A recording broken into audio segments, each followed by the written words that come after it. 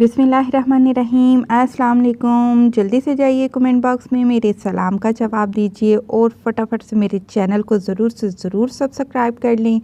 आज मैं आपके लिए रेसिपी लाई हूँ दूध की सेवइयाँ, जो कि बहुत ही ज़बरदस्त बनती हैं, बहुत ही मज़े की बनाई जाती हैं। हमारे त्यौहार इस रेसिपी के बिना बिल्कुल अधूरे होते हैं। तो चलते हैं अपनी रेसिपी की तरफ। तो मैंने यहाँ पर कोलसन वालों की पास्ता सेवइयाँ ली हैं। पैकेट आपके सामने है और ये फुल पैकेट मैं नहीं डालूँगी। कितनी डालनी है सेवइयाँ मैं आपको ज़रूर बताऊँगी, क्योंकि अक्सर क्या होता है कि दूध के हिसाब से हम सेवइयाँ बहुत ज़्यादा डाल लेते हैं, जो कि सेवइयाँ ही नज़र आती हैं, दूध नहीं।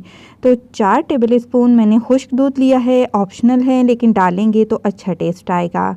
आधा कप मैंने ड्राई फ्रूट्स लिए हैं, बादाम, पिस्ता, काजू। इनको मोटा मोटा मैंने काट कर रख लिया है। चीनी जाएगी 5 to 6 टेबल स्पून। अपने मीठे के लिहाज से, अपनी पसंद के लिहाज से आप मीठा एडजस्ट कर लें। 3 हरी इलायची हैं और एंड पे जाएगा केवड़ा एसेंस, जो कि इसके टेस्ट को बहुत ज़्यादा बढ़ा देगा। तो ये है जी सेवइयाँ, और पैकेट में खोल के आपको बताती हूँ कि कितनी लेनी है। ये पूरे पैकेट का तीसरा हिस्सा, 3 हिस्से आप इस पैकेट के कर लीजिएगा, और एक का हिस्सा मैंने एक प्याली में डाल लिया है, जो कि 1 कप बनता है। और ये देखिए, ये 2 हिस्से पैकेट में हैं और 1 हिस्सा इस कप में है। तो दूध मैं यहाँ पर 1.5 लीटर इस्तेमाल कर रही हूँ। ये 1.5 लीटर के हिसाब से सेवइयाँ मैंने आपको बताई हैं।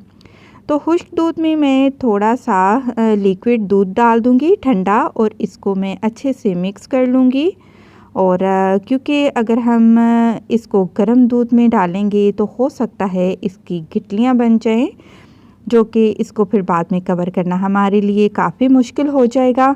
और इसको अच्छे से मिक्स करके साइड पर रख लेते हैं। और दूध मैंने पूरे 1.5 लीटर लिया है, और इसमें मैं चीनी और हरी इलायची शामिल कर रही हूँ। इसको चूल्हे पर रख दिया है, उबाल आने देंगे, और हल्का सा इसको मिक्स कर लेते हैं ताकि चीनी दूध अच्छे से मिक्स हो सके। और अब हम क्या करेंगे कि एक फ्राई पैन लेंगे, उसमें 2 खाने के चम्मच आपने घी लेना है, तेल नहीं लेना। घी लेंगे और उसमें हम ड्राई फ्रूट को रोस्ट करेंगे।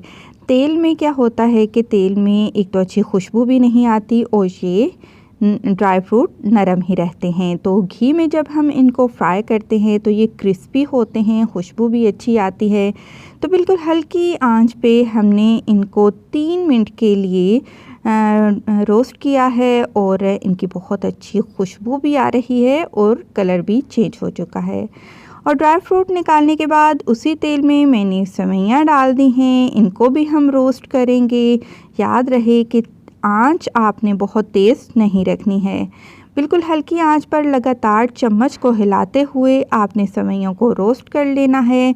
और 4-5 मिनट लगेंगे आपको सेवइयाँ रोस्ट करने के लिए। और इनका जब कलर आप देखें कि चेंज होना शुरू हो गया, फ़ौरन चूल्हे से हटाकर अलग बर्तन में निकाल लें।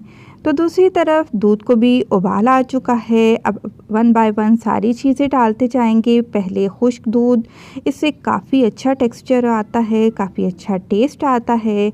और इसके बाद हमने इसमें सेवइयाँ डाल दी हैं। सेवइयाँ डालने के बाद इनको अब हम मिक्स करेंगे। और याद रहे कि आपने सेवइयों को अब पकाना है मीडियम टू लो फ्लेम पर। अगर आपने मीडियम फ्लेम रखी या हाई फ्लेम रखी तो क्या होगा कि सेवइयाँ कच्ची रह जाएंगी, और दूध बहुत ज़्यादा खुश्क हो जाएगा और सेवइयाँ गाढ़ी हो जाएंगी। क्योंकि इनमें स्टार्च होता है, इसलिए हमें दूध के लिहाज से बहुत कम सेवइयाँ डालनी होती हैं, क्योंकि चूल्हे पर रखेंगे, पकाएंगे, पकने के बाद ठंडी होंगी तो ये बहुत गाढ़ी हो चुकी हैं। ये देखिए, कम से कम इतना दूध रहना चाहिए, क्योंकि ये ठंडी होकर भी काफ़ी गाढ़ी हो जाएंगी। तो अब हमने इसमें ड्राई फ्रूट डाल दिए हैं। आप हल्की आंच पर जब इसको पकाएंगे तो 12 से 15 मिनट आपको लगेंगे सेवइयों को गलने में। तो इसमें मैंने केवड़ा एसेंस भी डाल दिया है। और अब हम चूल्हे को बंद कर देंगे और इसको हम डिश आउट करेंगे। और ठंडा होने के बाद ये इसका फ़ाइनल लुक है। बिल्कुल परफेक्ट रेसिपी आपके साथ मैंने शेयर की है, ज़रूर ट्राई करिएगा। फीडबैक लाजमी दीजिएगा, और जाते जाते मेरी वीडियो को ज़रूर लाइक करते जाएं। खुश रहें, दुआ में याद रखें। अल्लाह हाफिज़।